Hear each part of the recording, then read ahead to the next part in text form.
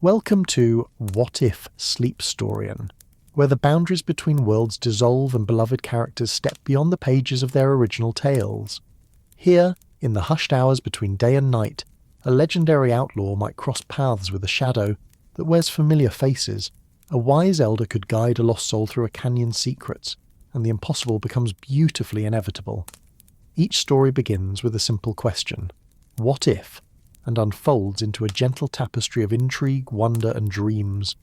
Tonight we begin with something a little eerie, a tale woven from the windswept deserts of the American Southwest, where moonlight carves shadows into the sand and whispers, "Carry secrets older than the stars." If these stories bring you comfort or spark your imagination, I'd be grateful if you'd like the video and subscribe, but only if you truly enjoy what I do here. Let me know where in the world you're listening from. I love seeing how far these stories travel. So dim the lights, find your most comfortable position, and let these whispered narratives carry you softly towards sleep. Imagine, if you will, the year 1878, in the vast, untamed stretches of New Mexico territory. The air is dry, sharp with the scent of sagebrush and sun-baked earth. A land where the horizon stretches so wide it feels like the sky might swallow you whole. The desert nights are cold, the kind of cold that seeps into your bones, where the crackle of a campfire feels like the only tether to warmth and safety.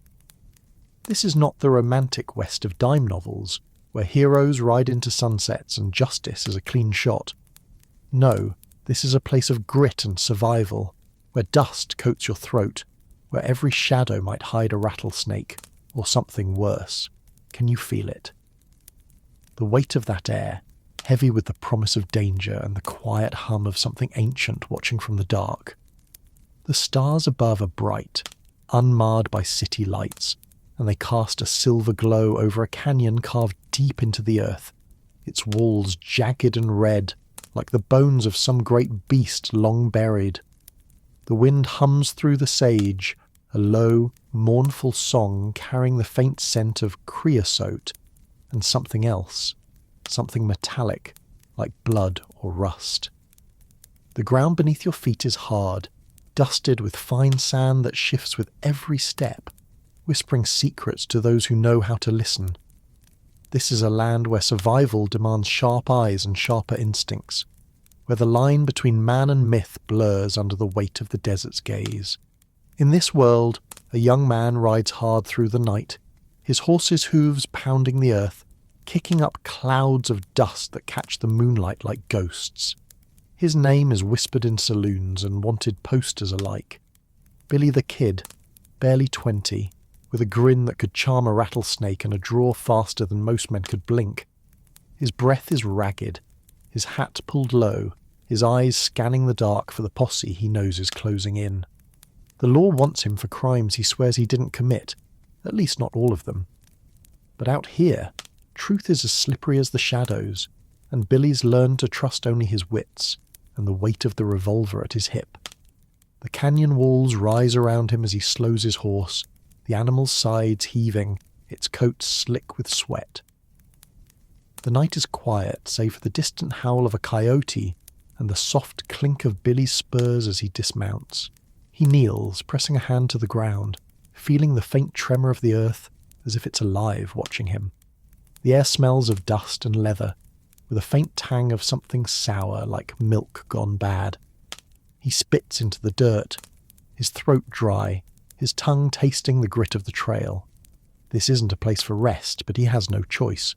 His horse is spent and the posse's torches are too close for comfort.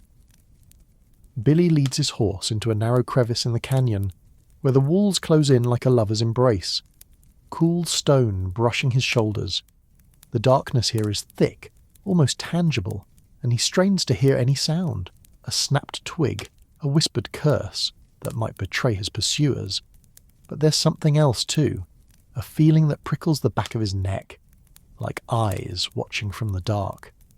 He's heard the stories, the ones the ranchers mutter over whiskey, about things that stalk the desert, things that wear human skin but aren't human at all. Skinwalkers, they call them, shapeshifters from Navajo lore, creatures that mimic voices and faces to lure men to their doom. Billy shakes his head. muttering to himself, "Just stories, Billy. Just stories." But the desert has a way of making stories feel real. Can you imagine it? The weight of that silence, broken only by the faint rustle of wind, the way it might make your heart pound just a little faster.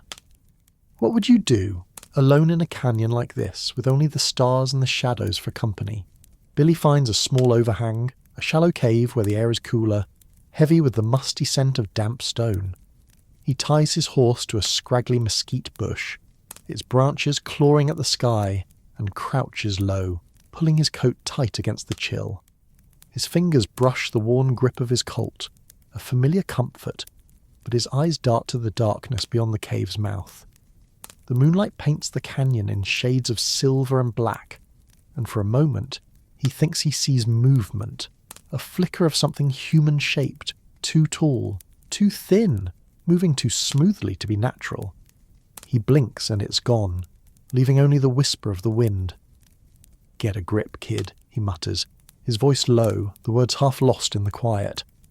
He's no stranger to danger, but this feels different, like the desert itself is holding its breath. He pulls a piece of jerky from his saddlebag, chewing slowly, the salty tang grounding him. The posse is out there, but so is something else, something that makes the hairs on his arms stand on end.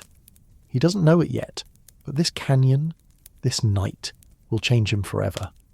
As Billy settles against the cave wall, the sound of hoofbeats fades, replaced by the soft crunch of footsteps on sand. Not heavy, not hurried, but deliberate, like someone who knows exactly where they're going.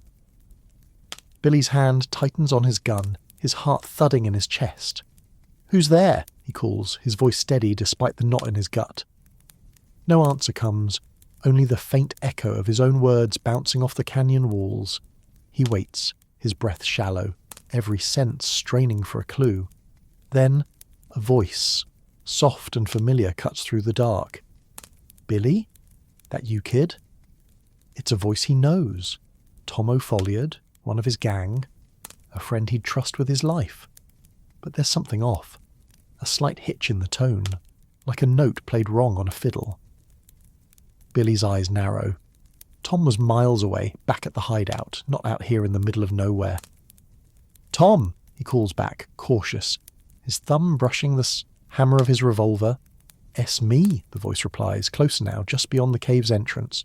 "Heard you were in trouble. Come to get you out." The words are right, but the rhythm is wrong, too smooth, too perfect, like someone reciting lines they've practiced. Billy's gut twists. He's heard the stories, the warnings about things that steal voices, that wear faces like masks. He slides a small mirror from his pocket, a trinket he's carried since a barmaid in Lincoln gave it to him for luck. Holding it low, he angles it toward the cave's mouth, catching the moonlight. The reflection shows nothing. No Tom, no figure, just the empty canyon bathed in silver. Billy's breath catches, his pulse racing. "Show yourself," he says, his voice steady but laced with a challenge. The air grows heavier, the scent of creosote now mingled with something acrid, like burnt hair. The footsteps stop, and for a moment, there's only silence, thick and suffocating. Then, from the shadows, a figure steps forward. Not Tom, but a man, or something like one. Tall, gaunt, with the eyes that glint like polished obsidian. It moves with a grace that's too fluid, too wrong. Its face shifts, flickering between Tom's familiar grin and something else, something with too many teeth. Billy's heart pounds, but he keeps his voice calm, his drawl lazy. "Well, ain't you a sight? You ain't Tom, so who the hell are you?" The thing doesn't answer, only tilts its head, studying him like a predator sizing up prey. The air around it shimmers, like heat rising off the desert at noon, and Billy feels a chill that has nothing to do with the night. He's faced down sheriffs, outlaws, and bounty hunters, but this is something else entirely. Can you feel it, listener? That moment when the world you know tilts, when the rules you thought you understood no longer apply. What would you do, staring into eyes that don't belong to a man? Before the thing can move closer, a new sound cuts through the night. a low rhythmic chant steady as a heartbeat, coming from deeper in the canyon. The creature freezes, its head snapping toward the sound, and Billy seizes the moment, backing deeper into the cave, his mirror still clutched in one hand, his gun in the other. The chant grows louder, carried on the wind, words in a language Billy doesn't know, but feels in his bones, like a call to something ancient and true. From the darkness beyond the cave, two figures emerge, their silhouettes framed by the moonlight. One is an older man, his face lined like the canyon itself, his eyes calm but piercing, a Navajo elder whose presence seems to anchor the very air. Beside him is a younger woman, an Apache scout, her movements quick and sure, a bow slung across her back, her gaze sharp as a hawk's. They don't look at the creature, not yet, but at Billy, and the elder's voice is soft, steady like water over stone. "You've wandered far, young one," he says. "This place is not kind to those who walk alone." Billy lowers his gun, just a fraction, his eyes flicking between the elder and the thing that's no longer pretending to be Tom. "You know what that is?" he asks, his voice low, his drawl masking the fear creeping up his spine. The elder nods, his expression unreadable. "Ye Nald Lushi," he says, the word heavy with meaning. "A skinwalker. It wears faces to deceive, but it cannot hide from the truth." He gestures to the mirror in Billy's hand, a faint smile touching his lips. "You're cleverer than most, holding that. Keep it close." The Apache scout steps forward, her hand resting on a knife at her belt, her voice sharp but calm. "It's been hunting this canyon for weeks, taking voices, sowing fear. You're lucky it didn't take yours first." Her eyes meet Billy's and there's a spark of respect there, mixed with caution. "Stay close, outlaw. You're in our world now." The creature hisses, a sound like wind through dead branches, and takes a step back, its form flickering unstable. The elder raises a hand, his chant resuming, softer now, but no less powerful. The air grows warm, heavy with the scent of sage and something sweeter, like honey poured over embers. The skinwalker retreats, melting into the shadows, but Billy knows it's not gone. Not yet. The elder turns to him, his eyes kind but firm.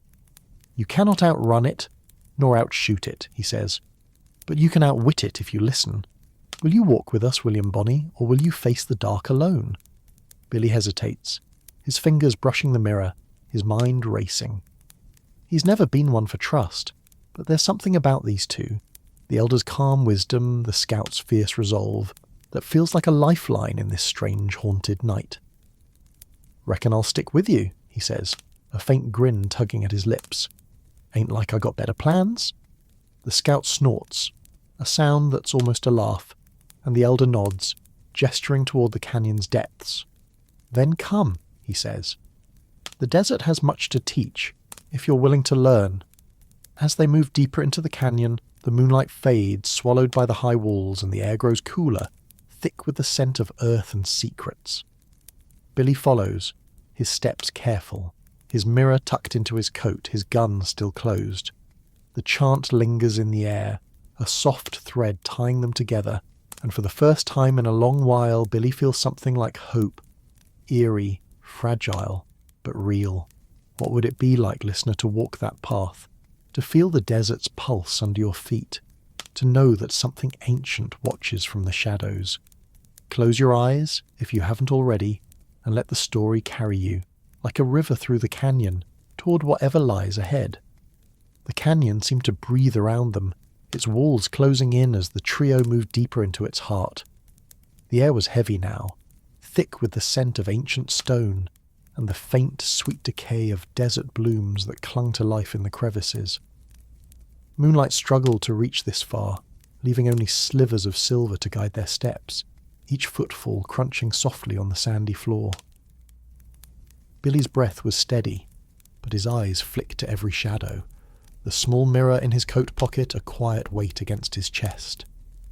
The Navajo elder led the way, his steps unhurried, his chant a low hum that seemed to pulse with the rhythm of the earth itself.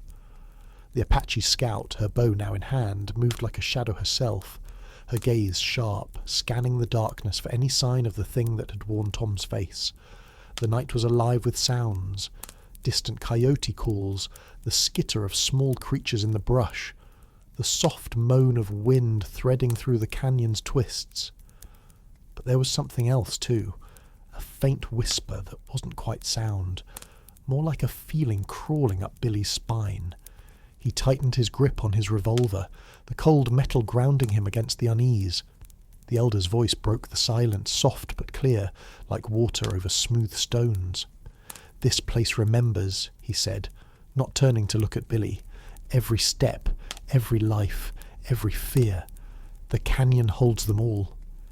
Billy glanced at the scout, hoping for a hint of what the elder meant, but her face was unreadable, her eyes fixed on the path ahead. "What's that supposed to mean?" he asked, his voice low, the drawl masking a flicker of nerves. "This ain't just a canyon, is it?"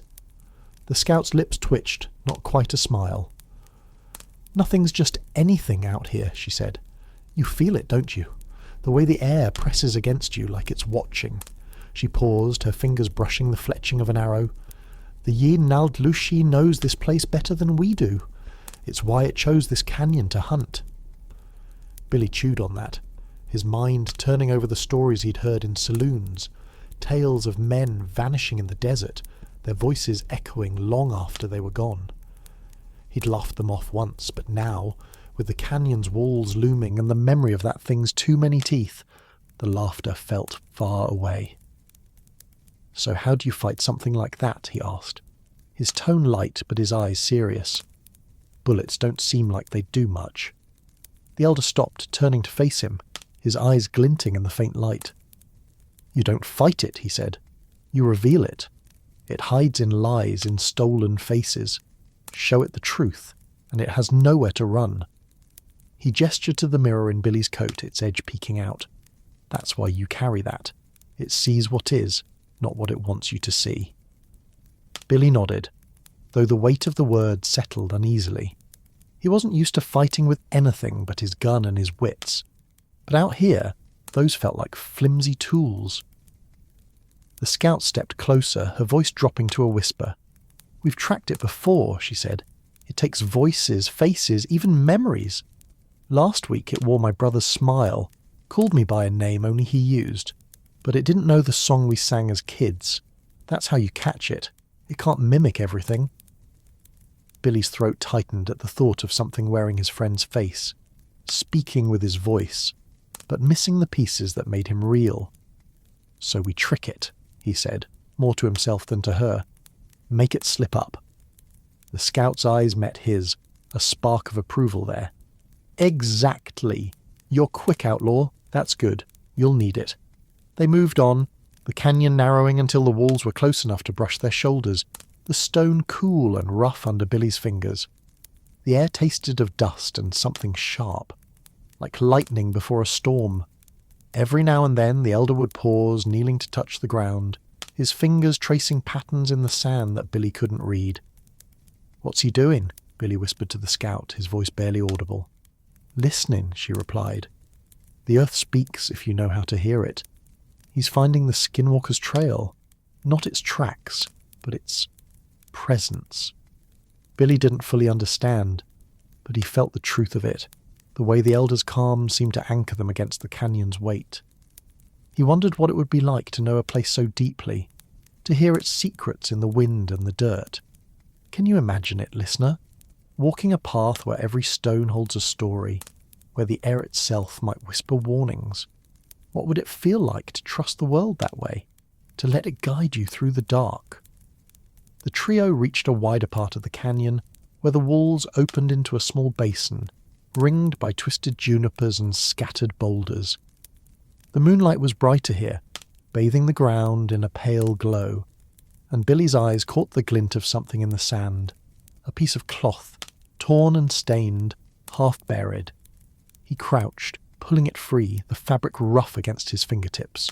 It was a scrap of a shirt, blue like the one Tom wore, but the edges were frayed as if clawed apart. His stomach twisted. "This ain't right," he muttered, holding it up for the others to see. The scout's face hardened, her hand tightening on her bow. "It's playing with us," she said, "leaving things to make us doubt. Don't let it get in your head." The elder took the cloth, his fingers gentle as if it were something sacred. "It wants fear," he said. "Fear makes you blind. Hold to what you know, William. Your friend is not here. This is only a trick." Billy nodded, but the cloth felt heavy in his mind, a reminder of how close the Skinwalker had come to fooling him. He tucked the mirror tighter into his pocket, its smooth surface a small comfort. The elder began to chant again, his voice soft but steady, the words weaving through the air like a thread pulling them forward. The scout motioned for Billy to follow, her steps silent, her eyes scanning the basin's edges. As they moved, the air grew colder, the scent of sage giving way to something sharper, like ash and bone. Billy's breath caught as he heard it again. That voice, Tom's voice, calling from the shadows. "Billy, help me! I'm hurt!" The words were desperate, raw, and for a moment Billy's heart lurched, his feet itching to run toward the sound. But the scout's hand shot out, gripping his arm, her fingers like iron. "Don't!" she hissed. "It's not him. You know it's not."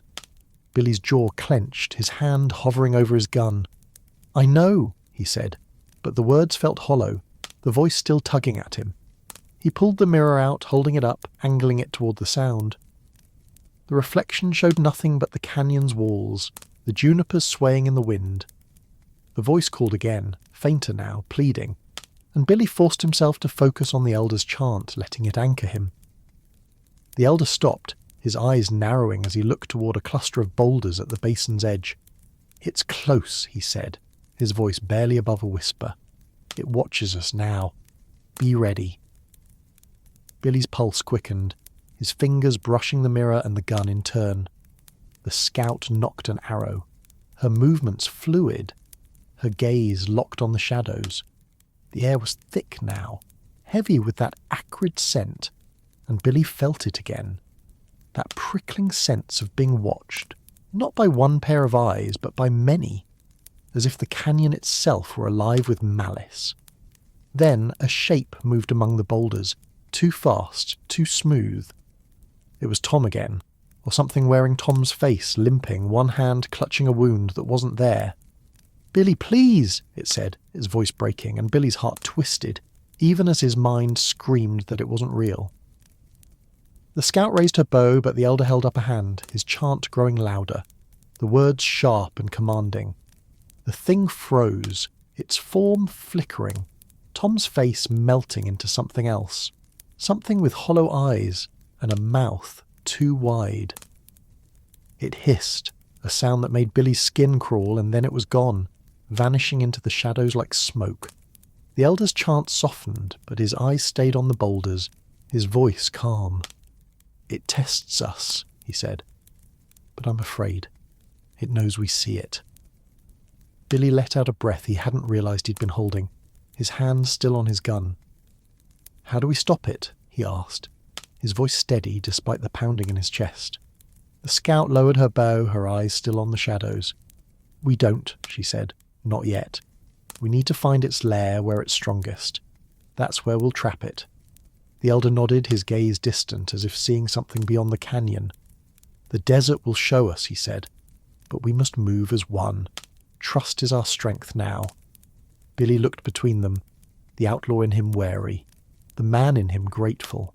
He'd ridden alone for so long, trusting only himself, but out here, with the canyon secrets pressing in, he felt the pull of something greater. "All right," he said, his voice soft but sure. "I'm with you."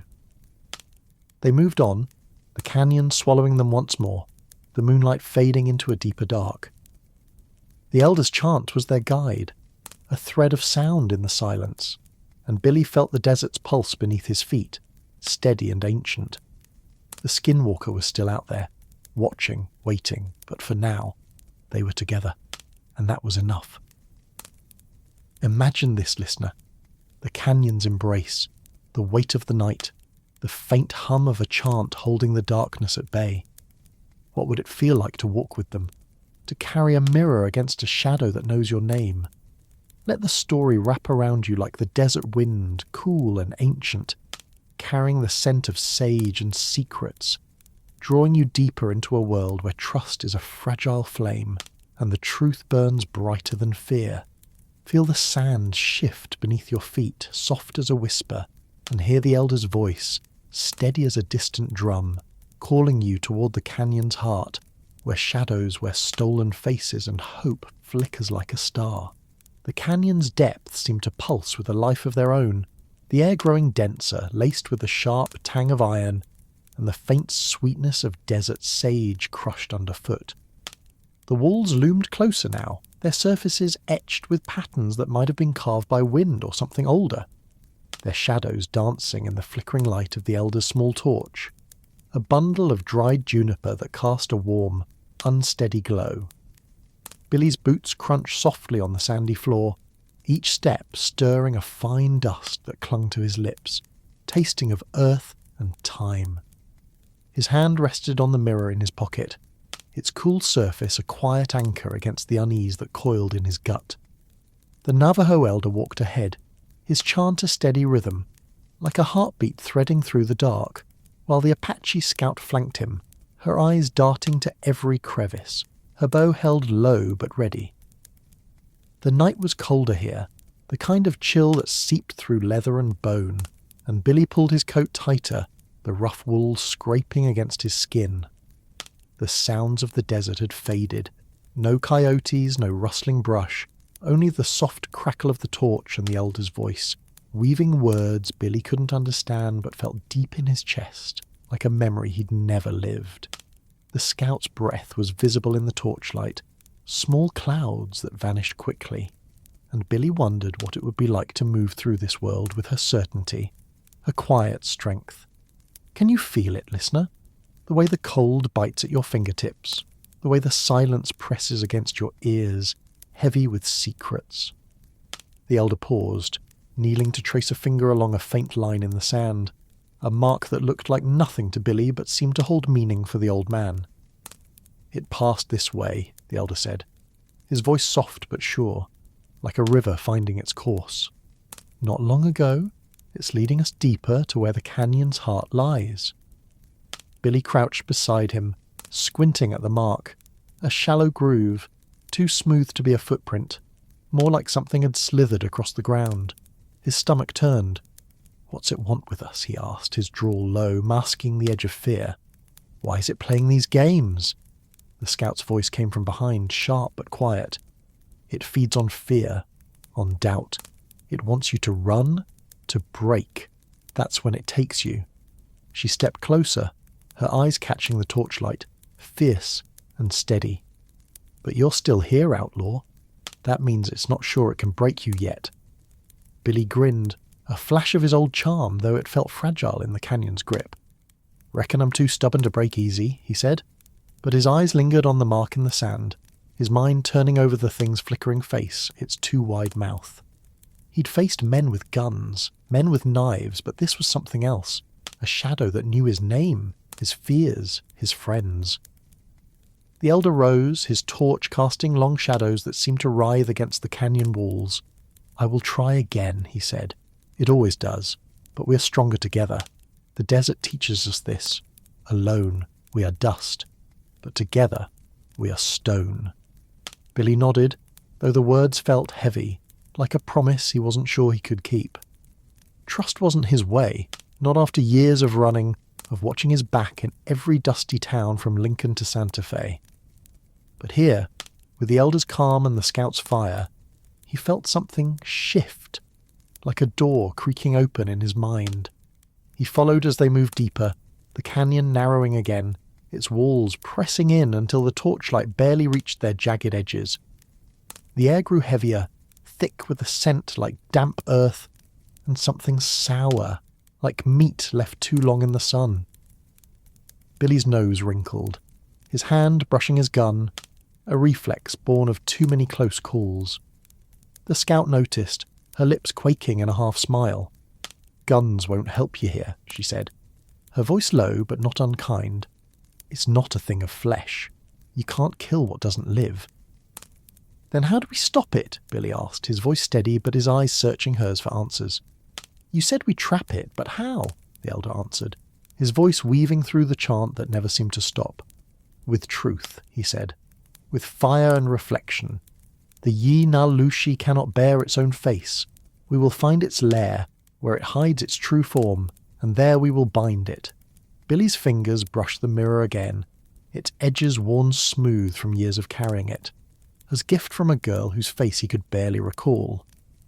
This thing, he said, holding it up, the glass catching the torchlight. It's more than just luck, ain't it? The scout nodded, her expression softening for the first time. It's a tool, she said, a way to see what's real.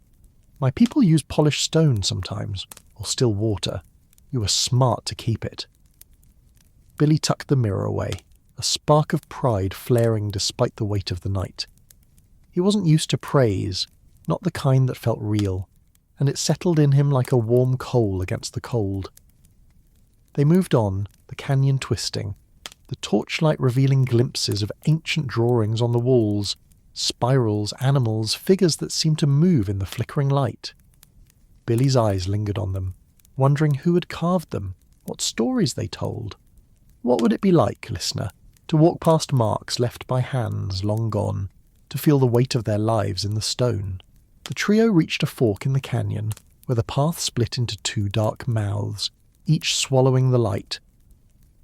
The elder paused, his torch held high, the flames casting shadows that seemed to claw at the walls. The air was thicker here, heavy with that sour, meaty smell, and Billy's skin prickled, his instincts screaming that something was wrong. The scout tensed, her bow raised, her eyes scanning the darkness. "It's here," she whispered, her voice barely audible. "It's watching." Billy's hand went to his gun, but he stopped, remembering the scout's words. Instead, he pulled the mirror out, holding it low, angling it toward the left path. The reflection showed nothing but stone and shadow, but the right path. There, a flicker, a shape that moved too fast, too smooth. His heart thudded, but he kept his voice calm, his drawl lazy. "Right path," he said, nodding toward it. "Something's there." The elder's eyes met his, a faint nod of approval. "Good," he said. "You're learning to see." He turned to the right path, his chant growing louder, the words sharp and commanding like a blade cutting through the dark. The scout moved beside him, her arrow nocked, her steps silent. Billy followed, his mirror in one hand, his gun in the other, though he knew it was the mirror that mattered now. As they entered the right path, the air grew colder, the smell stronger, and the chant seemed to echo off the walls, filling the space with a power Billy could feel in his bones. Then, from the darkness ahead, a voice, his own voice this time, rough and familiar, calling out, "Billy, you out there? I need you, kid." It was perfect, down to the lilt, the way he'd called to his gang after a job gone wrong. His stomach twisted, his mind screaming that it wasn't him, couldn't be him, but the sound clawed at his heart. The scout's hand shot out, gripping his wrist, her eyes fierce. "Don't answer," she hissed. "It's not you. You know it's not." Billy nodded, his jaw tight, and raised the mirror, angling it toward the voice. The reflection showed nothing. No figure, no face, just the empty path. But the voice came again, closer now, pleading. "Billy, don't leave me." It was his voice, his fear, and for a moment he felt the canyon's weight, the temptation to run toward it, to believe. The elder's chant grew louder, a steady rhythm that pulled Billy back, grounding him. He focused on the mirror, on the scout's grip, on the torch's flickering light. "It's good," he muttered, his voice low, almost a growl. "Real good, but it ain't me." The voice faltered, breaking into a hiss, and the air shimmered, the shape appearing for a moment, a twisted version of Billy, its eyes too large, its grin too sharp. It lunged, but the elder's chant hit like a wall, the words weaving a barrier that made the thing recoil. The scout lost an arrow, not at the creature but at the ground before it, the shaft glowing faintly with something Billy couldn't name. The thing screamed, a sound like tearing metal, and vanished into the dark. The elder's chant softened, but his eyes were bright, fierce. "It's weakening," he said. "It knows we're close. The lair is near. Billy's heart pounded, but he grinned, a spark of his old defiance flaring. "Let's finish this then," he said, his voice steady despite the sweat on his brow. "I'm getting tired of its games." The scout's eyes met his, a flicker of respect in her gaze. "You're not bad for an outlaw," she said, her tone teasing but warm. "Stay sharp. We're not done yet."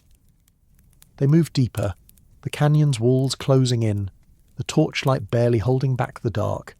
The air was thick now, heavy with the scent of ash and bone, and Billy felt the desert's pulse, strong and steady, like a drum calling them forward. The Skinwalker was close, its presence a weight in the air. But so was the lair, and with it, the chance to end this. Imagine it, listener. The torch's glow, the chant's rhythm, the mirror's truth in your hand. What would it feel like to face a shadow that knows your voice? To walk with allies who see the world in ways you never could? Let the canyon carry you deeper into the heart of the story, where the dark waits, but so does hope.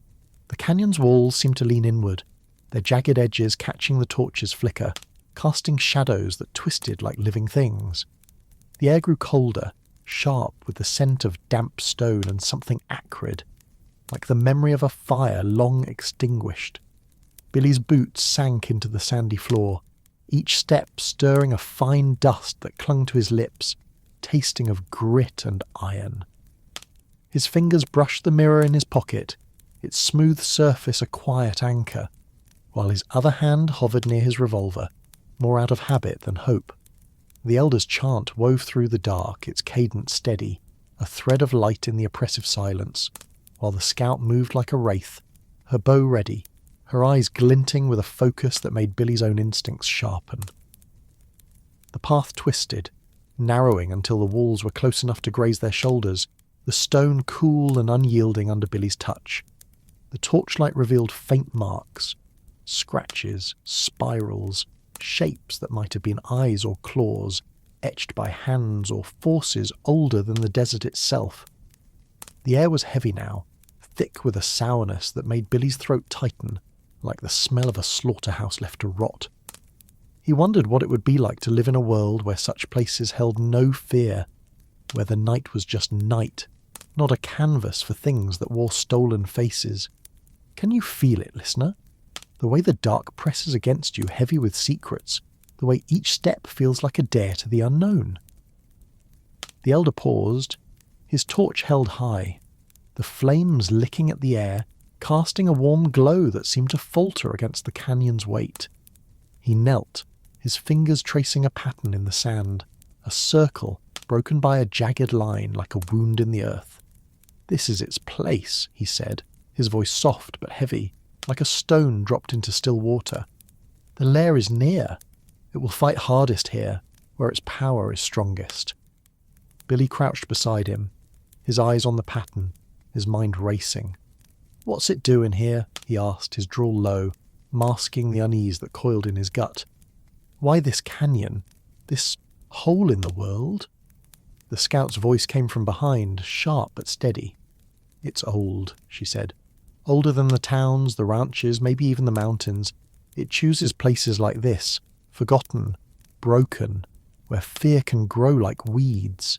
She stepped closer, her bow still raised, her gaze flicking to the shadows. "It's been here before, long before you or me, but it's never faced us together." Billy nodded, the weight of her words settling in him. He was used to fighting alone, trusting only his gun and his wits. But here, with the elder's calm and the scout's fire, he felt something new. A sense of belonging, fragile but real. "So we found this lair," he said, his voice steady despite the chill in his bones. "And then what? Trap it how?" The elder's eyes met his, wise and unyielding like the desert itself. "With fire," he said. "With truth. The Yinaldlushi cannot bear its own reflection. We will use the mirror, the flame, and the words of the old ones to bind it." He gestured to the torch, its flames dancing, then to the mirror in Billy's hand. "You carry its weakness, William. Hold it close." Billy's fingers tightened on the mirror, its edges worn smooth from years of carrying it. a trinket that had once been a barmaid's whim but now felt like fate. "Reckon I can do that," he said, a faint grin tugging at his lips, though his heart pounded. "Ain't never backed down from a fight, even a weird one." The scout snorted, a sound that was almost a laugh, and the elder's lips curved in a rare smile. "Good," he said. "The desert chooses its warriors, even those who don't know it." He rose, his chant resuming, softer now but no less powerful, the words weaving a shield around them as they moved forward. The canyon opened into a wider chamber, its walls curving upward like the ribs of some great beast, the torchlight barely reaching their heights. The air was colder here, thick with that sour, meaty smell, and Billy's skin prickled, his instincts screaming that they were being watched.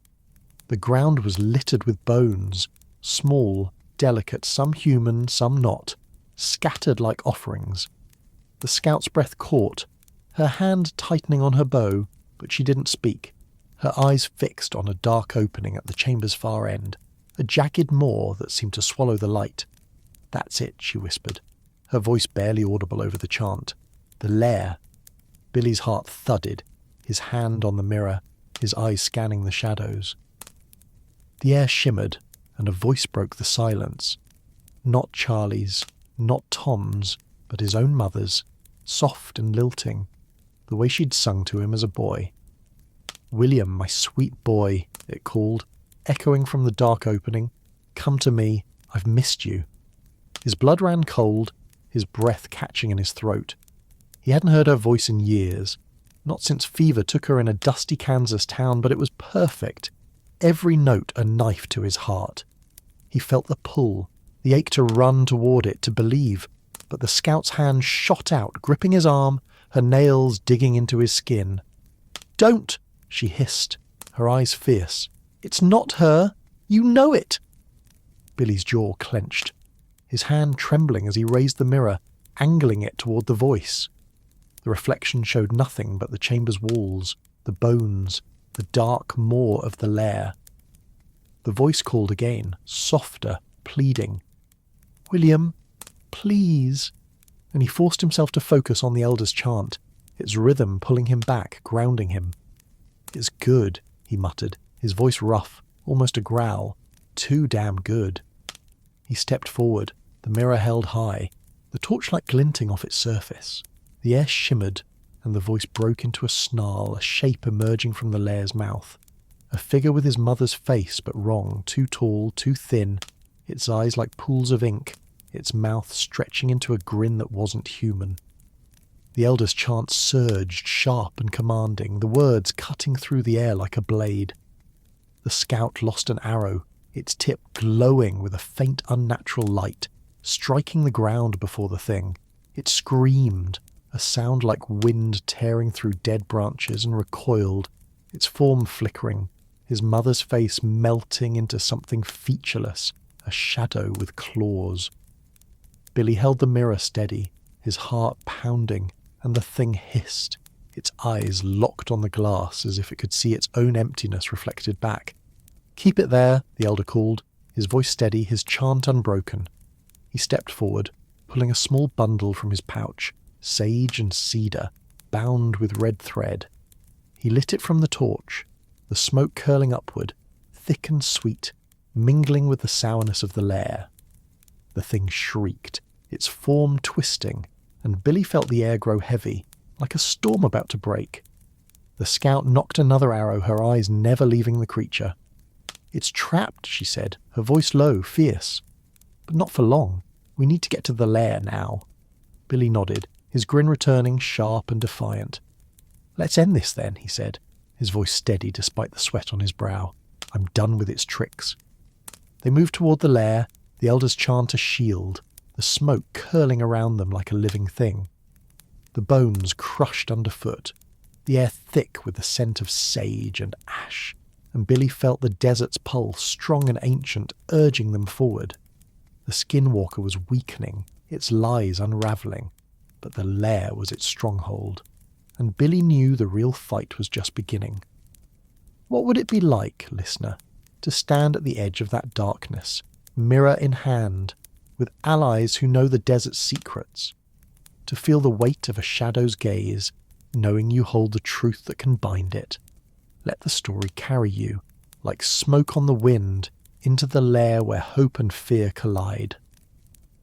The liar's mouth yawned before them, a jagged tear in the canyon's heart, its darkness swallowing the torchlight like a hunger. The air was thick, heavy with the stench of decay and something sharper, like the tang of metal left to rust under desert rain. Billy's boots crunched on the bone-strewn floor, each step echoing faintly, a reminder of the lives this place had claimed.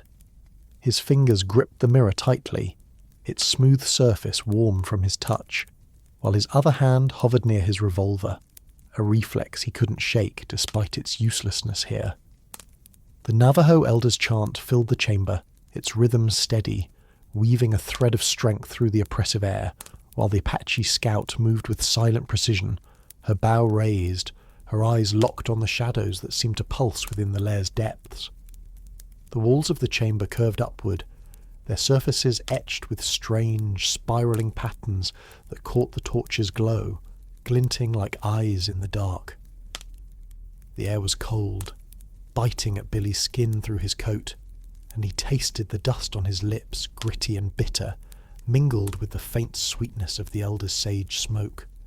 The scent curled around them, a fragile shield against the lair's malice. Billy's heart pounded, but he kept his drawl steady, his voice a low anchor. "This place feels like it's watching us," he said, glancing at the scout. "Like it knows we're here." She nodded, her gaze never wavering from the lair's entrance. "It does," she said, her voice sharp but calm. "The Yi-Nald Lushi is part of this place now. It's woven into the stone, the bones, but we're stronger than we think." Her fingers tightened on her bow, the arrow's tip glowing faintly as if kissed by starlight. The elder stepped forward, his torch held high, the flames flickering as if struggling against the dark. He scattered more sage into the fire, the smoke thickening, its sweetness cutting through the lair's sour stench. "This is its sanctuary," he said, his voice soft but unyielding like the desert wind carving stone. "Here, it is both strongest and most vulnerable. We must move quickly before it turns our fears against us." Billy's eyes flicked to the liar's mouth, where the darkness seemed to shift, alive with intent. He'd faced danger before, sheriffs, outlaws, the noose, but this was different, a fight against something that knew his heart's deepest corners. He wondered what it would be like to face such a thing alone, without the elder's wisdom or the scout's fire. Can you feel it, listener? The weight of a darkness that knows your name, the fragile warmth of a torch against a cold that bites deeper than winter. What would you carry into such a place, to keep your courage whole? They stepped closer to the lair, the elder's chant growing sharper, its words slicing through the air like a blade. The scout motioned for Billy to stay near, her movements fluid, her eyes scanning the shadows for any flicker of movement.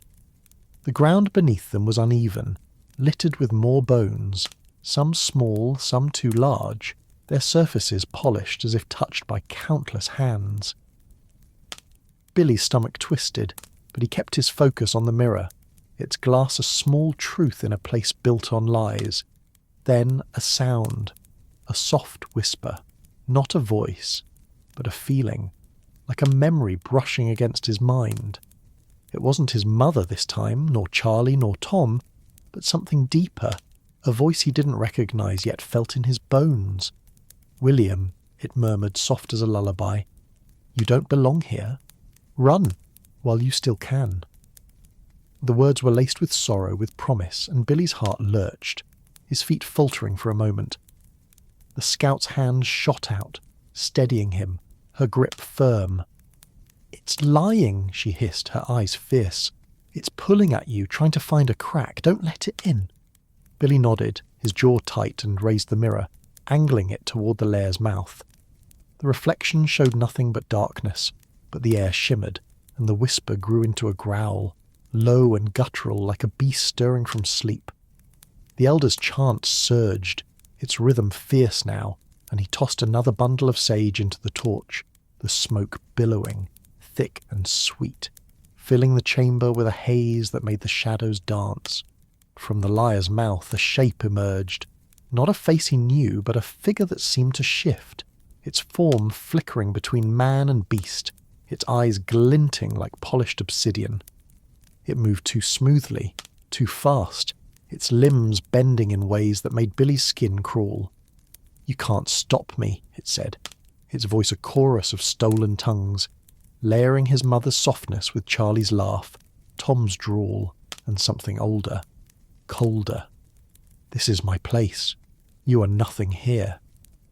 Billy held the mirror higher, his hand steady despite the fear clawing at his chest.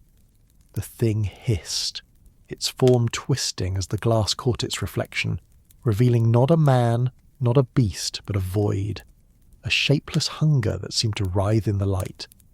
The scout lost an arrow, its glowing tip striking the ground at the creature's feet, and the air crackled, the smoke swirling as if alive. The thing screamed, a sound that echoed through the chamber, sharp and jagged like glass shattering on stone. "Now!" the elder called, his voice cutting through the chaos. He stepped forward, his chant a command now, the words weaving a net of sound and smoke. Billy moved with him, holding the mirror high, its reflection pinning the creature, forcing it to see its own emptiness. The scout knocked another arrow, her movement swift, her eyes locked on the thing as it writhed, its form flickering, unable to hold a single shape. "It's working," she said, her voice low, fierce. "Keep it there, outlaw, don't let it look away." Billy's arm trembled, but he held the mirror steady, his grin returning sharp and defiant. "Ain't going nowhere," he said, his drawl lazy despite the sweat on his brow. "You're done playing dress-up, you hear?" The creature snarled, its form collapsing into a mass of shadow and teeth. But the elder's chant grew louder, the smoke thicker, and the mirror's reflection held it fast. The lair seemed to pulse, the walls trembling as if the canyon itself were waking, its ancient heart stirred by the elder's words. Billy felt it, a surge of something older than fear, older than the desert, a strength that flowed through the chant, the smoke, the truth in his hand. The thing lunged, its claws raking the air, but the scout's arrow flew, striking the ground again, and the smoke surged, wrapping around the creature like chains. It screamed, its voice fracturing, the stolen faces falling away until only the void remained. The elder stepped closer, his chant a crescendo, and Billy felt the air shift, the weight lifting, as if the canyon were exhaling. "It's weakening," the elder said, his voice calm but fierce. "We're close. The lair's heart is just ahead. We must bind it there, where its power is rooted." Billy nodded, his heart pounding but his resolve firm. He'd come too far to turn back, and the scout's fire, the elder's wisdom were anchors in the storm. "Let's finish it," he said, his voice steady, his eyes on the lair's dark heart. They moved forward, the smoke curling around them, the chant a shield, the mirror a sword. The canyon seemed to hum, its pulse strong and steady, urging them on. Envision it, listener. The smoke's embrace, the mirror's gleam, the chant's steady rhythm weaving courage from fear. What would it feel like to stand against a shadow that knows your soul, to hold a truth that burns brighter than the dark? Let the desert's song carry you, soft as a whisper, into the lair's depths, where the fight for hope begins. The lair's heart pulsed with a darkness that seemed to breathe, its walls slick with moisture that glistened in the torch's faltering glow, like tears wept by the canyon itself. The air was thick, heavy with the stench of rot and a faint metallic tang that clung to Billy's tongue, sharp and bitter. His boots sank into the soft, uneven floor, the ground yielding slightly, as if it might swallow him whole. The mirror in his hand felt heavier now, its surface warm, almost alive, while his other hand brushed the revolver at his hip, a useless comfort in this place where shadows held sway. The Navajo elder's chant wove through the air, its rhythm a steady pulse, like blood through the desert's veins, while the Apache scout moved with lethal grace, her bow taut, her eyes piercing the dark like a hawk's. The chamber was vast, its ceiling lost in shadow, the walls curving inward like the belly of some ancient beast. Faint scratches marred the stone, not random but deliberate, forming patterns that seemed to shift when Billy blinked, as if the lair itself were watching. The elder's sage smoke curled upward, its sweet scent battling the lair's sourness, a fragile thread of hope in a place built on despair. Billy's breath was shallow, his heart a steady drum against his ribs, but he kept his voice low, his draw a mask for the fear gnawing at his edges. "This place ain't natural," he muttered, glancing at the scout. "Feels like we're walking into a grave." Her lips twitched, a flicker of grim agreement. "It's the Skinwalker's heart," she said, her voice soft but sharp, like a blade hidden in silk. "Everything it's taken, every voice, every fear, it's all here, woven into this place. We end it here, or it ends us." Her fingers tightened on her bow, the arrow's glowing tip a faint star in the dark. The elder paused, his torch casting long shadows that danced across the walls, their movements too fluid, too alive. He knelt, his fingers brushing the ground where the sand was mixed with something darker, like ash or dried blood. "This is where it began," he said, his voice calm but heavy, like a stone dropped into deep water. "Long ago, before the towns, before the trails, this place was sacred. The Yinald Lushi twisted it, made it a cage for its hunger, but we can unmake it with fire and truth." Billy's eyes flicked to the mirror, its glass catching the torchlight, reflecting fragments of the chamber. Bones, stone, shadows that seemed to writhe. He wondered what it would be like to face such a place alone, without the elder's chant or the scout's steady presence. Can you imagine it, listener? The weight of a darkness that knows your deepest fears, the fragile warmth of a torch against a cold that clings like damp cloth. What would you hold on to in a place where even the walls seem to whisper your name? They moved deeper into the lair, the elder's chant growing sharper, its words slicing through the air like a prayer and a command. The scout motioned for Billy to stay close, her steps silent, her eyes scanning the shadows for any flicker of movement. The ground was littered with relics, torn cloth, a rusted spur, a child's toy carved from wood, each a silent scream of someone lost to the Skinwalker's hunger. Billy's stomach twisted, but he kept his focus on the mirror, its truth a shield against the lair's lies. Then a sound, a soft hum, like a lullaby twisted into something wrong, echoing from the chamber's heart. It wasn't a voice he knew, not his mother's, not his friend's, but something older, deeper, that tugged at his soul like a tide. "William," it whispered, soft and sweet, "you're tired. Lay down your burdens. Rest."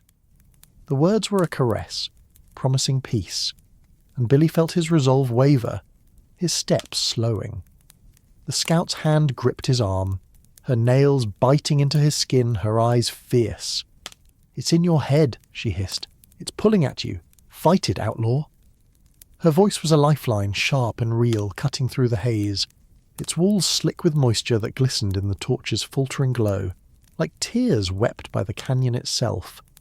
The air was thick, heavy with the stench of rot and a faint metallic tang that clung to Billy's tongue, sharp and bitter.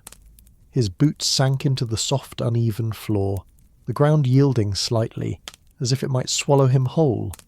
The mirror in his hand felt heavier now, its surface warm, almost alive, while his other hand brushed the revolver at his hip, a useless comfort in this place where shadows held sway. The Navajo elder's chant wove through the air, its rhythm a steady pulse, like blood through the desert's veins, while the Apache scout moved with lethal grace, her bow taut, her eyes piercing the dark like a hawk's. The chamber was vast, its ceiling lost in shadow, the walls curving inward like the belly of some ancient beast. Faint scratches marred the stone, not random but deliberate, forming patterns that seemed to shift when Billy blinked, as if the lair itself were watching.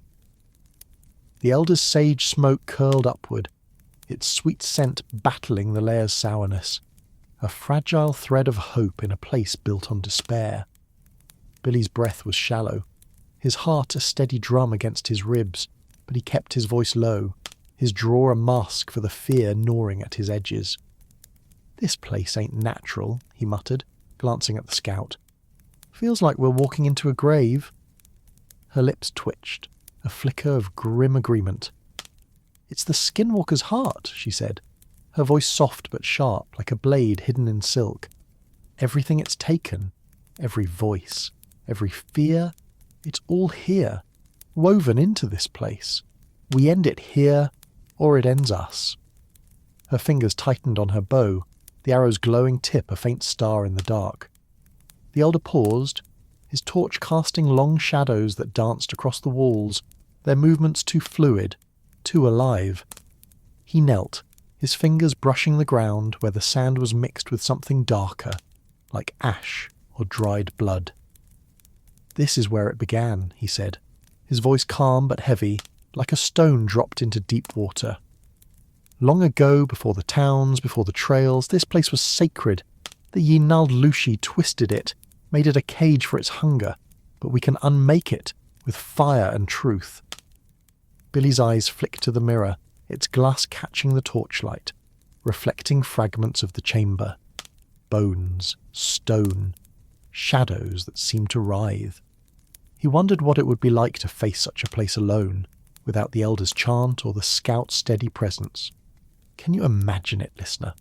The weight of a darkness that knows your deepest fears, the fragile warmth of a torch against a cold that clings like damp cloth. What would you hold on to in a place where even the walls seem to whisper your name? They moved deeper into the lair, the elder's chant growing sharper, its words slicing through the air like a prayer and a command. The scout motioned for Billy to stay close, her steps silent, her eyes scanning the shadows for any flicker of movement. The ground was littered with relics, torn cloth, a rusted spur, a child's toy carved from wood, each a silent scream of someone lost to the Skinwalker's hunger. Billy's stomach twisted, but he kept his focus on the mirror, its truth a shield against the Lair's lies. Then a sound, a soft hum, like a lullaby twisted into something wrong, echoing from the chamber's heart. It wasn't a voice he knew, not his mother's, not his friend's, but something older, deeper, that tugged at his soul like a tide. "William," it whispered, soft and sweet, "you're tired. Lay down your burdens. Rest." The words were a caress, promising peace, and Billy felt his resolve waver, his steps slowing. The scout's hand gripped his arm, her nails biting into his skin, her eyes fierce. "It's in your head," she hissed. "It's pulling at you. Fight it, outlaw." Her voice was a lifeline, sharp and real, cutting through the haze. Billy's boots sank into the soft ground, stirring a faint crunch of bone and ash, each step a whisper of the lives this place had claimed. His fingers gripped the mirror, its glass warm, almost alive, while his other hand brushed the revolver at his hip, a reflex that felt like a prayer in a place where steel was powerless. The Navajo elder's chant wove through the dark, its rhythm steady, a thread of strength against the Lair's malice, while the Apache scout moved with lethal grace, her bow taut, her eyes cutting through the shadows like a blade. The chamber stretched wide, its ceiling swallowed by a darkness heavier than night, the walls curving inward like the ribs of some ancient beast. The elder's sage smoke curled upward, its sweet scent a fragile defiance against the Lair's sour decay, mingling with the dust that coated Billy's tongue, gritty and bitter. His heart thudded, but he kept his drawl low, a mask for the fear gnawing at his edges. "This place feels like it's breathing," he muttered, glancing at the scout. "Like it's waiting for us to slip." Her lips twitched, a flicker of grim agreement. "It's the Skinwalker's heart," she said, her voice soft but sharp, like a knife hidden in velvet. "Everything it's taken, voices, fears, lives, it's all here, woven into the stone. We break it here, or it breaks us." Her fingers tightened on her bow, the arrow's glowing tip a faint star in the gloom. The elder knelt beside a jagged stone altar at the chamber's centre, its surface stained dark, littered with relics, a torn scrap of cloth, a rusted spur, a child's bead necklace, each a silent scream of someone lost. His torch cast a warm glow, struggling against the Lair's cold, and he traced a pattern in the ash-strewn ground. A circle within a circle, broken by a single line, like a wound in the earth. "This is its anchor," he said, his voice calm but heavy, like a stone dropped into still water. "The Yinald Lushi binds itself here to the pain it has gathered. We must break that bond with fire and truth." Billy crouched beside him, his eyes on the altar, where the glow pulsed in time with the Elder's chant, as if the Lair were fighting back. "How do we do it?" he asked, his drawl steady despite the tremor in his chest. "This thing's older than the hills. Ain't gonna go down easy." The scout's voice came from behind, sharp but steady. "It's cornered," she said, her bow raised, her gaze locked on the shadows. "It's weak, but it'll fight harder now. We hold the circle, keep it trapped." Her eyes met Billy's, a spark of trust in their depths. "You're in this, outlaw. Don't falter." Billy nodded, the weight of her words settling in him like a promise. He was no stranger to fights, but this was different. A battle for something deeper, something the desert demanded.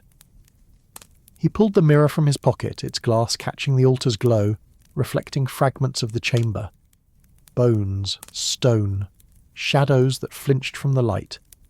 The Elder scattered more sage into the torch, the smoke billowing, its sweetness cutting through the Lair's sour stench, a shield against the darkness. A growl broke the chant's rhythm, not one voice but a chorus, layered with the cries of those the Skinwalker had taken. It came from the altar where the glow pulsed brighter, and a shape emerged, a mass of shifting forms, faces flickering across its surface like ripples on water. Billy saw his mother's smile, Tom's grin, a stranger's pleading eyes, each melting into a void of teeth and shadow. "You cannot hold me," it said, its voice a storm of stolen lives, sharp and heavy, like thunder over the desert.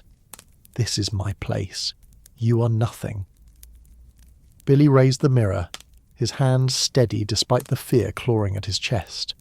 The glass pinned the creature, forcing it to see its own emptiness, a void that writhed and screamed. The scout lost an arrow, its glowing tip striking the altar's edge, and the smoke surged, curling around the creature like a net. The Elder's chant became a command, its words slicing through the air, weaving a barrier that made the Lair tremble, the ground shaking beneath their feet. "Hold it there," the Elder called, his voice cutting through the chaos. He stepped closer to the altar, pulling a small pouch from his belt. Red earth, mixed with herbs, glowing faintly in the torchlight. He scattered it in a circle around the creature, the smoke thickening, the air crackling with power. Billy felt it. A surge of something ancient flowing through the chant, the smoke, the mirror's truth. The Skinwalker screamed, its form collapsing, faces falling away until only a shapeless hunger remained. Billy's arm trembled, but he held the mirror steady, his grin sharp, defiant. "You picked the wrong fight," he said, his voice low, cutting through the creature's wail. "Ain't nobody owns me." The scout knocked another arrow, her eyes locked on the thing, her voice fierce. "Finish it," she said. "The circle's almost complete." The Elder stepped forward, his chant a crescendo, the words weaving a net of sound and light that pinned the Skinwalker in place. He raised the pouch, scattering the last of the earth, and the circle closed, the smoke rising like a wall, trapping the creature within. Its screams grew frantic, its form thrashing, but the mirror held it, the chant bound it, and the smoke choked its lies. "It's done," the Elder said, his voice soft now like a sigh of relief. "But we must seal it, in the heart of the Lair." He gestured toward the altar where the glow pulsed weaker, as if the creature's strength were fading. "Follow me." Billy nodded, his heart pounding, his grin fading into something quieter, something like awe. He'd faced death before, but this was a fight for truth, for the desert's peace. The scout's eyes met his, a spark of pride in her gaze, and she gestured toward the altar. where the glow flickered like a heartbeat slowing. They moved closer, the smoke curling around them, the chant a steady guide, the mirror a beacon. The Lair's heart was open now, its power waning, and Billy felt the desert's pulse strong and ancient, urging them on. Can you sense it, listener? The flicker of a torch against a darkness that fights to hold on. The weight of a mirror that carries truth. What would it feel like to stand with them? To weave hope from fear in a place where shadows know your name. Let the desert's breath guide you, soft as a whisper, toward the final stand. Closer now, the altar's glow dimmed, like a star fading before dawn, its light pulsing weakly against the Lair's oppressive dark. The air was thick with the scent of sage smoke, its sweetness a defiant thread woven through the stench of decay, sharp with iron and rot. Billy's boots crunched on the bone-strewn floor, each step stirring ash that clung to his lips, gritty and bitter, a reminder of the lives this place had swallowed. His fingers gripped the mirror, its glass warm, almost humming with purpose, while his other hand hovered near his revolver, a reflex that felt like a whisper of his old life. The Navajo elder's chant filled the chamber, its rhythm steady, a pulse of strength that seemed to hold the Lair's malice at bay, while the Apache scout moved with silent precision, her bow ready, her eyes glinting like polished stone in the torchlight. The altar loomed before them, its jagged surface stained with years of sorrow, littered with relics, a frayed ribbon, a broken watch, a child's carved horse, each a silent cry of someone lost to the Skinwalker's hunger. The walls of the chamber curved inward, their surfaces slick with damp, etched with patterns that seemed to shift, as if the Lair were alive, watching their every move. Billy's breath was shallow, his heart a steady drum, but he kept his voice low, his draw a shield against the fear that clawed at his edges. "This thing's dying slow," he muttered, glancing at the elder. "What's next? We just keep singing it to sleep?" The elder's lips curved in a faint smile, his eyes wise and unyielding like the desert's endless horizon. "Not sleep," he said, his voice soft but heavy, like a river carving stone. "We bind it, seal it, so it cannot rise again. The chant holds it, the fire cleanses it, and the mirror shows it what it cannot bear, its own truth." He gestured to the altar, where the glow flickered, weaker now, as if the Skinwalker's strength were unravelling. The scout stepped closer, her bow still raised, her gaze locked on the altar's heart. "It's fighting," she said, her voice sharp but calm, like a blade drawn slowly from its sheath. "It knows we're close. We need to finish the circle, seal it with the chant and fire." Her eyes met Billy's, a spark of respect in their depths. "You've held up, outlaw. Keep that mirror steady." Billy nodded, the weight of their trust settling in him like a warm coal against the Lair's cold. He was used to running, to fighting alone. But here, with the elder's wisdom and the scout's fire, he felt anchored, part of something greater. He held the mirror higher, its glass catching the altar's fading glow, reflecting fragments of the chamber. Bones, stone, shadows that seemed to shrink from the light. The elder pulled a small bundle from his pouch, cedar and sage bound with red thread, and lit it from the torch, the smoke billowing, thick and sweet, curling around the altar like a living thing. The Skinwalker's screams had faded to a low guttural snarl, its form trapped within the circle of red earth, writhing in the mirror's reflection. Faces flickered across its surface, Billy's mother, Tom, Charlie, strangers long gone, each melting into a void of claws and teeth. "You cannot bind me," it hissed, its voice a chorus of stolen lives, sharp and desperate, like a storm breaking over the desert. "This is my place. You will break." Billy's arm trembled, but he held the mirror steady, his grin sharp, defiant. "You talk too much," he said, his voice low, cutting through the creature's wail. "Reckon it's time you shut up." The scout lost an arrow, its glowing tip striking the altar's edge, and the smoke surged, wrapping the creature in a haze that seemed to choke its lies. The elder's chant grew sharper, its words a command, weaving a net of sound and light that tightened around the Skinwalker. He stepped closer to the altar, his hands moving swiftly, scattering more red earth in a final arc to complete the circle. The air crackled, the ground trembling as if the lair itself were resisting, the walls shuddering with a low, mournful groan. Billy felt it, a surge of power, ancient and fierce, flowing through the chant, the smoke, the mirror's truth. The Skinwalker thrashed, its form collapsing, no longer able to hold a single shape. It was a shadow now, a void that screamed in the mirror's reflection, its emptiness laid bare. The scout knocked another arrow, her eyes fierce, her voice steady. "Now," she said. "Seal it." The elder raised the burning bundle, its flames leaping higher, and thrust it into the altar's heart, where the glow flickered its last.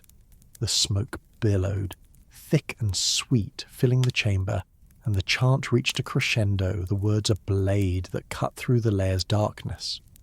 The Skinwalker's scream fractured, its form dissolving into the smoke, the mirror reflecting nothing but the altar's stained surface, the bones, the fading glow. The lair fell silent, the air lighter, the stench of decay giving way to the clean scent of sage and cedar. Billy lowered the mirror, his hands shaking, his breath ragged but steady. "Is it done?" he asked, his voice soft, almost afraid to break the quiet. The elder's eyes met his, calm and sure, like the desert after a storm. "It is bound," he said, "sealed in the earth, where it cannot harm again. But we must finish the ritual, to honour the land and those it took." The scout lowered her bow, her shoulders relaxing, a rare softness in her gaze. "You did good, outlaw," she said, her voice warm, teasing. "Didn't think you had it in you." Billy grinned, the weight of the fight lifting, replaced by a quiet pride. "Reckon I surprise myself sometimes," he said, tucking the mirror into his pocket. Its glass cool now, just a trinket again. They moved around the altar, the elder scattering the last of the red earth, his chant softening into a prayer, a song of thanks to the desert, to the spirits that had guided them. The chamber seemed to breathe easier, the walls no longer pressing in, the shadows no longer alive. Billy felt the desert's pulse, steady and ancient, a reminder that this place was more than a lair. It was a land of stories, of strength, of survival. Can you feel it, listener? The quiet after a storm, the warmth of a fire that holds back the dark, the weight of a victory shared with those who see the world in ways you never could. What would it be like to stand in that silence, to know you faced a shadow and won? Let the desert's song wrap around you, soft as moonlight, carrying you toward peace. They turned from the altar, the torchlight guiding their steps, the chant a gentle hum now, a promise of rest. The canyon waited beyond, its walls open to the sky, the stars bright and unyielding, calling them back to the world above. Stars pierced the darkness above the canyon's rim, their light a faint promise, as the trio emerged from the lair's depths. The air no longer heavy with decay, but crisp, laced with the clean scent of sage and night-blooming desert flowers. Billy's boots crunched on the sandy path, the sounds sharp in the quiet, each step lighter than the last, as if the canyon itself were exhaling. His hand rested on the mirror in his pocket, its glass cool now, a simple trinket again, yet heavy with the weight of what it had done. The Navajo elder walked ahead, his torch flickering, its glow softer now, while his chant had faded into a gentle hum, a song of thanks that seemed to weave the night together. The Apache scout moved beside him, her bow slung across her back, her steps sure, her eyes still scanning the shadows, though the tension in her shoulders had eased. The canyon walls opened wider, their jagged edges softened by moonlight, the stone cool under Billy's fingertips as he brushed them, feeling the faint pulse of the earth, steady and ancient. The air tasted clean, of dust and distant rain, a far cry from the Lair's sour rot. Billy's heart was steady now, but his mind churned, replaying the Skinwalker's screams, the mirror's truth, the Elder's chant that had bound it. He was no stranger to fights, but this one had changed him, left a mark deeper than any bullet.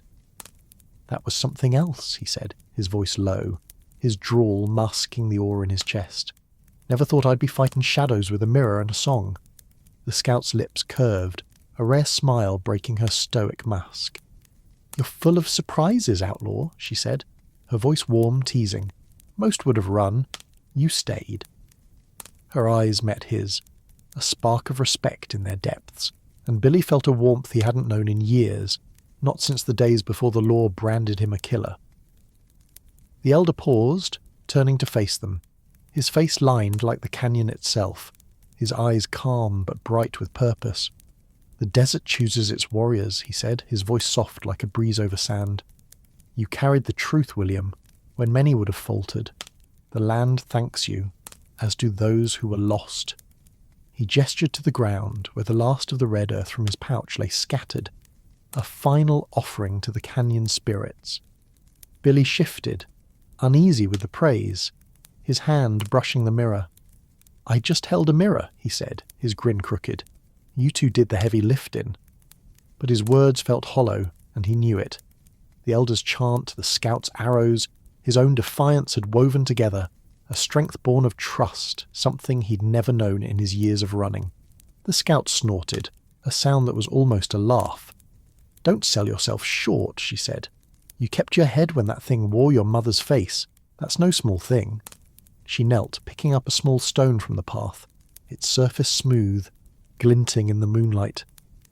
My people say the desert remembers. This place won't forget you.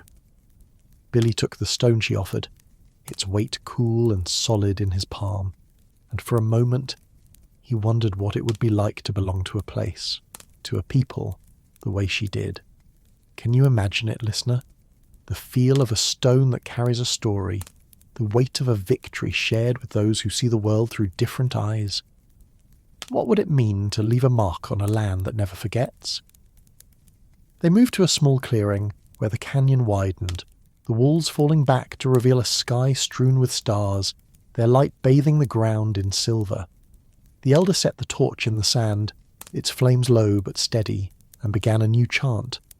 Softer now, a song of thanks, of healing. He scattered the last of the sage, its smoke curling upward, mingling with the night air, a final offering to the spirits of the canyon, to the lives reclaimed from the Skinwalker's grasp. The scout joined him, her voice low, adding words in her own tongue, a harmony that seemed to make the stars burn brighter. Billy stood back, watching, his heart heavy with something he couldn't name. Gratitude, maybe, or the ache of knowing this moment would pass. He'd never been one for prayers or rituals, but here, under the desert sky, with the Elder's chant and the scout's voice weaving together, he felt a pull, a sense of being part of something greater. What's this for? He asked, his voice soft, almost afraid to break the spell. The Elder's eyes met his, wise and gentle. To honour the land, he said. To thank the spirits who guided us. To release the ones the Yi Na Lushi took. They are free now, but the desert must know peace. He gestured to the ground where the sage smoke lingered, a faint glow in the moonlight. Will you join us, William? The land listens. Billy hesitated, his hand tightening on the stone, then nodded, stepping forward. He didn't know the words, but he felt the rhythm, the chant's steady pulse, and he added his own voice, a low hum, rough and uncertain but real. The scout's eyes flicked to him, a spark of approval in her gaze, and for the first time, Billy felt not like an outlaw, but like a man who belonged. The chant rose, filling the clearing, the smoke curling around them like a gentle embrace. The canyon seemed to hum, its pulse steady, a song of peace that echoed in Billy's bones. The stars above burned brighter, their light a promise, and he wondered what it would be like to carry this moment with him through the trails and towns that waited beyond the canyon. Can you feel it, listener? the warmth of a shared song, the weight of a stone that holds a memory, the quiet of a night reclaimed from darkness. Let the desert's embrace hold you, soft as starlight, carrying you toward a dawn yet to come. They finish the chant, the smoke fading into the night, the torches glow a gentle guide as they turn back toward the canyon's mouth, the world above waiting, its shadows no longer heavy with fear.